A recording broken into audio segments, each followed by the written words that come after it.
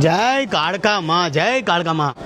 અત્યારે હું વેસ્ટ બેંગોલમાં છું અને ખાસ તો સતી માતાએ જ્યારે દેહ ત્યાગ કર્યો હતો ત્યારે માતાજીએ દેહ ત્યાગ કર્યો ત્યારે મહાદેવ, એક મિનિટ દાદા, મહાદેવ જ્યારે સતી માતાના શરીરને લઈને તાંડવ કરી રહ્યા હતા ત્યારે ભગવાન વ્યાકુળ થઈ ગયા હતા। ત્યારે વિષ્ણુ ભગવાને સુદર્શન ચક્રની મદદથી માતાજી સતી માતાના ટુકડા કરી નાખ્યા। જેટલા ટુકડા જેટલી જગ્યા પર પડ્યા એ બધા ટુકડા શક્તિપીઠમાં વિરાજમાન થયા છે। એવી જ માન્યતા છે કે શક્તિપીઠમાં જે આ કાળકા માતાનું મંદિર છે, જ્યાં માતાજીનો ડાબો પગ પડ્યો હતો, એટલે આ જે જગ્યા છે વેસ્ટ બેંગાલની કલકત્તામાં આવેલું શક્તિપીઠ કહેવામાં આવે છે। માં કાળકાનું મંદિર છે અને તમે આ જગ્યા પર માનો, કહેવાય છે ને જય કાલી કલકત્તા વાલે તેરા વચનના જાય ખાલી, એટલે આ માં કાળકાનું મંદિર છે ને 51 શક્તિપીઠમાંનું એક શક્તિપીઠ કહેવાય છે આ કાળકા માતાનું મંદિર।